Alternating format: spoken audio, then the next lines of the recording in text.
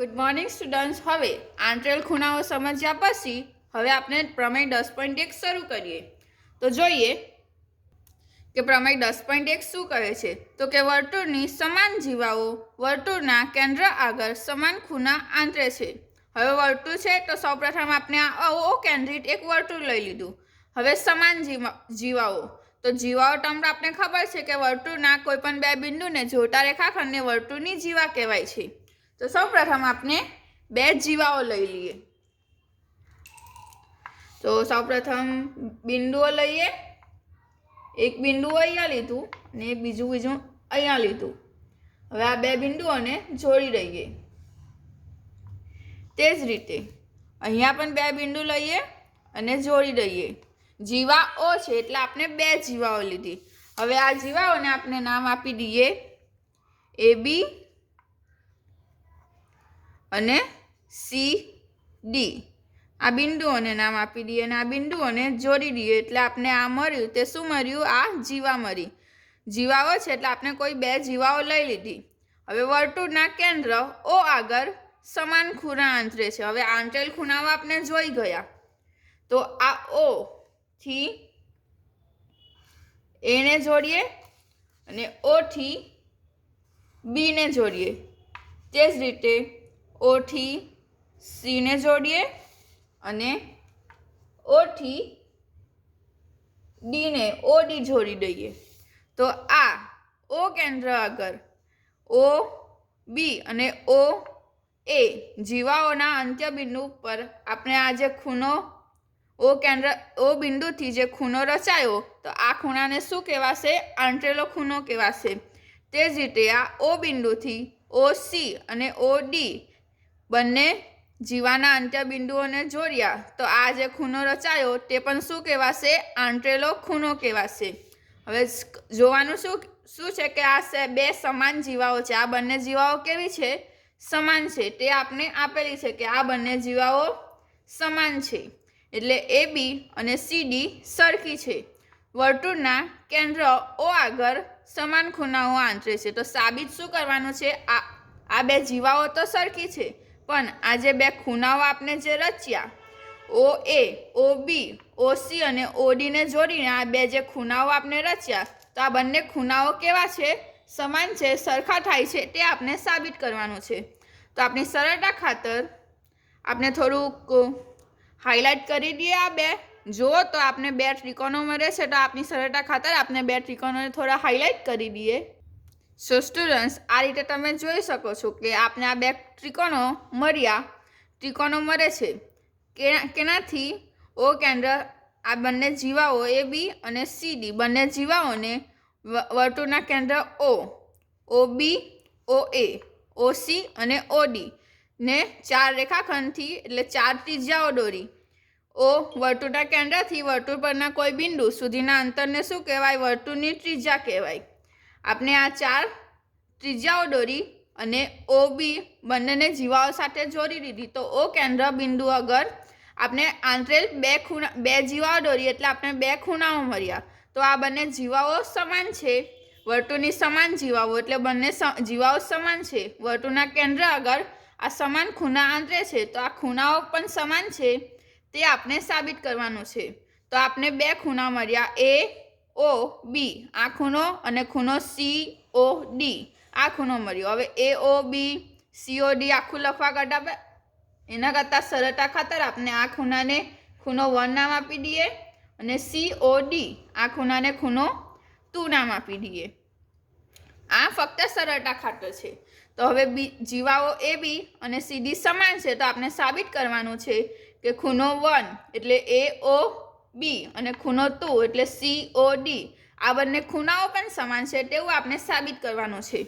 તો પ્રમેય છે તો એક લખવાની રીત હોય। તો સૌપ્રથમ આપણે પક્ષ અને સાધ્ય લખી દઈએ। તો લખીશું પક્ષ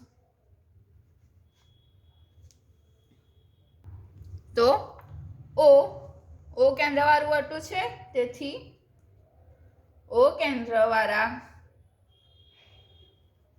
વર્તુળની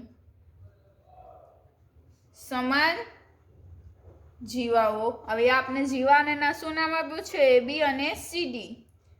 સમાન જીવાઓ AB અને CD છે. મીન્સ કે AB is equal two CD.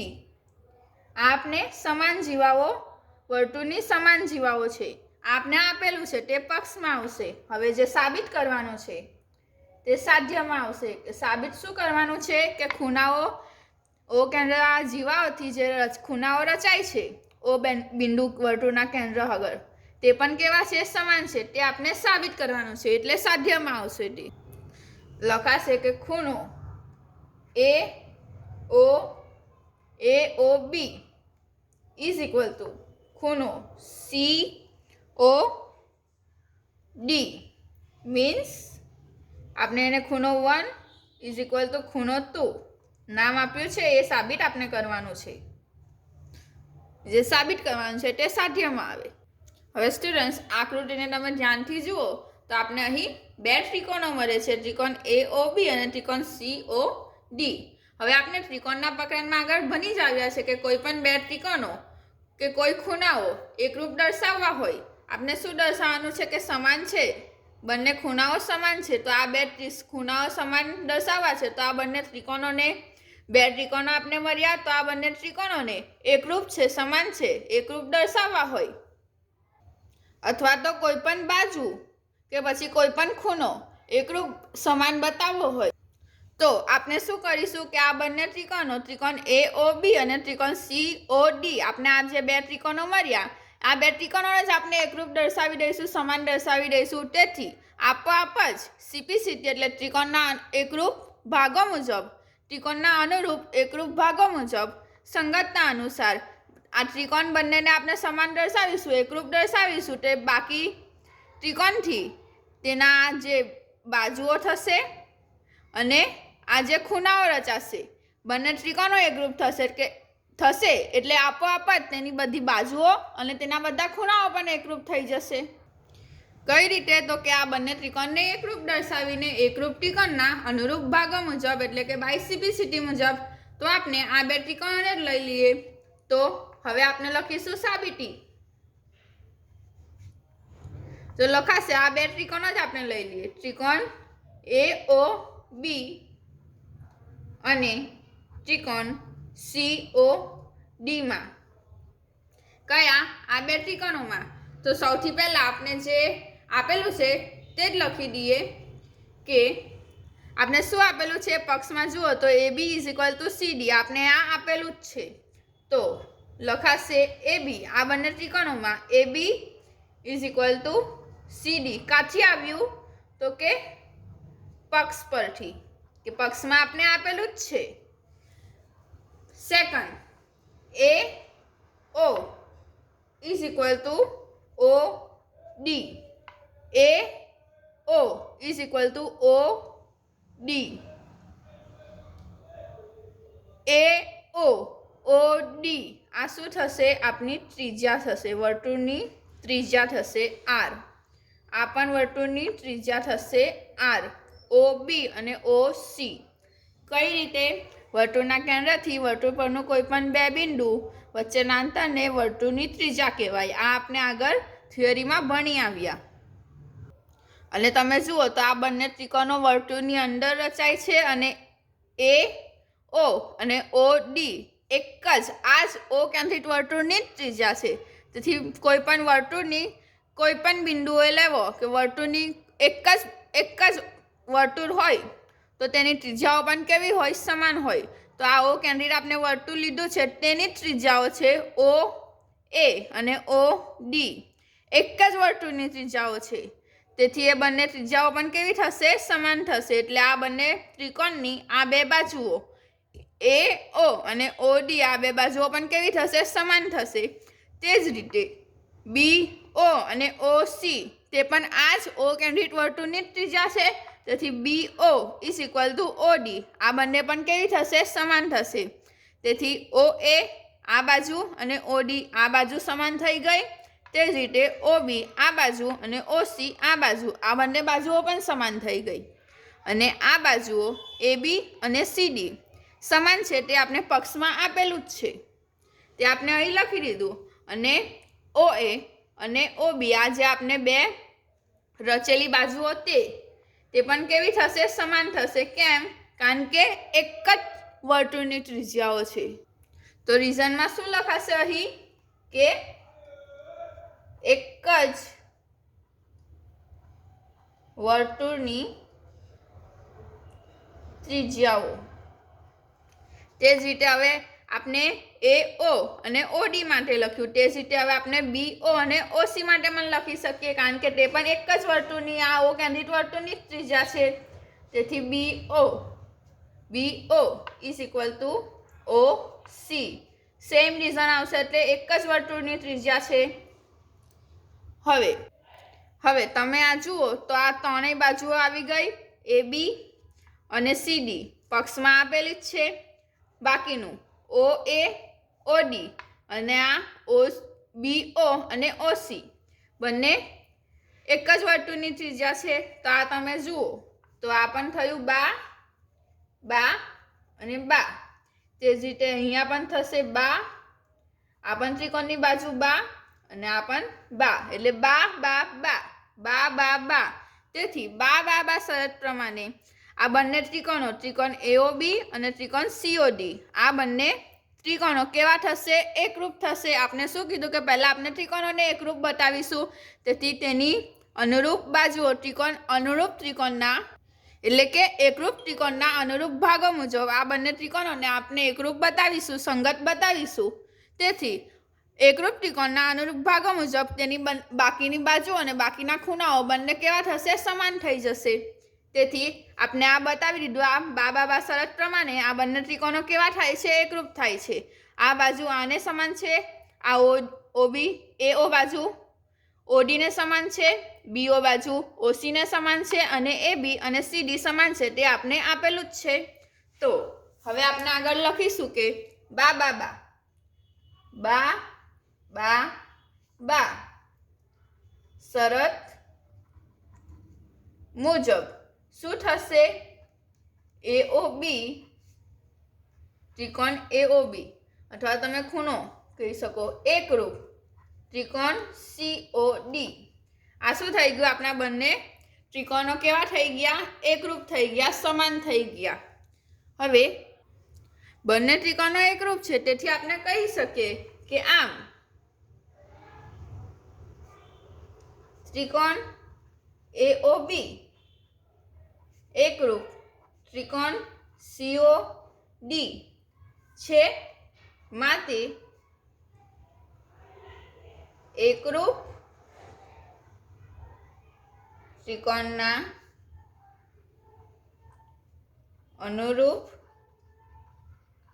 ભાગો મુજબ મેં તમને આગળ કહ્યું તે જ પ્રમાણે કે પહેલા આપણે ત્રિકોણને એકરૂપ છે, સંગત છે તેમ બતાવ્યું. પછી એકરૂપ ત્રિકોણના અનુરૂપ ભાગો મુજબ તેની કોઈ પણ બાજુ હોય કે કોઈ પણ ખૂણા હોય બેને કેવા થાય? સમાન થાય. અહીંયા બાજુઓ AB સમાન છે એ આપેલું છે. અને એકરૂપ ત્રિકોણના અનુરૂપ ભાગો બંને ત્રિકોણો સંગત થઈ ગયા, એકરૂપ થઈ ગયા. તેથી એકરૂપ ત્રિકોણના અનુરૂપ ભાગો અથવા તો તમે લખી શકો કે બાય CP/CT એકરૂપ ત્રિકોણના અનુરૂપ ભાગો એનું શોર્ટ ફોર્મ છે. આ મુજબ ખૂણો AOB ઇઝ ઇક્વલ ટુ ખૂણો COD. આ બંને ખૂણાઓ પણ કેવા થાય? સમાન થાય. અને આપણે એને શું નામ આપેલું છે? ખૂણો AOB ને ખૂણો 1 અને આને ખૂણો 2 નામ આપ્યું છે. તો સ્ટુડન્ટ્સ જુઓ કે આજ આપણે સાબિત કરવાનું હતું. સૌપ્રથમ આપણે શું કર્યું? બંને ત્રિકોણોને એકરૂપ બતાવ્યા બા શરત પ્રમાણે, અને પછી બા શરત પ્રમાણે બંને ત્રિકોણો એકરૂપ થઈ ગયા. એટલે બંને ત્રિકોણો એકરૂપ થવાથી તેને અનુરૂપ બાજુઓ તે ત્રિકોણની જ કોઈ પણ બાજુ હોય કે કોઈ પણ ખૂણા હોય કે પછી ત્રિકોણનો કોઈ પણ ભાગ હોય, બંને ત્રિકોણો એકરૂપ થઈ ગયા એટલે તેને અનુરૂપ તેનો કોઈ પણ ખૂણો હોય કે કોઈ પણ બાજુ હોય બધું શું થાય? એકરૂપ થાય. એટલે પહેલા ત્રિકોણોને એકરૂપ બતાવ્યા બા શરત પ્રમાણે, અને એકરૂપ ત્રિકોણના અનુરૂપ ભાગો મુજબ આપણે બંને ખૂણાઓ આ બે જે ખૂણાઓ જે આપણે સાબિત કરવાનું હતું સાધ્યમાં કે આ બંને ખૂણાઓ પણ કેવા છે? એકરૂપ છે. એટલે જીવાઓ કેન્દ્ર આગળ ખૂણાઓ સમાન ખૂણાઓ આંતરે છે, જે આપણે સાબિત કરવાનું હતું. સ્ટુડન્ટ્સ આપનું આ સાબિત થઈ ગયું કે બંને ખૂણાઓ કેવા છે, જીવાઓ વર્તુળના કેન્દ્ર આગળ જે ખૂણાઓ આંતરે છે તે ખૂણો 1 અને આ ખૂણો 2, એટલે ખૂણો ઓ AOB અને COD બંને ખૂણાઓ કેવા છે, સમાન છે. આપનું સાબિત થઈ ગયું. સો સ્ટુડન્ટ્સ, ખૂબ જ ઇઝી પ્રમેય છે, પ્રમેય 10.1. હવે પ્રમેય 10.2 જુઓ તો પ્રમેય 10.2 શું કહે છે કે જો જીવાઓ વર્તુળના કેન્દ્ર આગળ સમાન ખૂણાઓ આંતરે તો તે જીવાઓ સમાન છે. હવે આપણે જોયું કે જો જીવાઓ વર્તુળના કેન્દ્ર આગળ વર્તુળની આ બે જીવાઓ છે તેનાથી જે ખૂણાઓ રચાય છે તે સમાન છે, એટલે પ્રમેય 10.1 અને પ્રમેય 10.2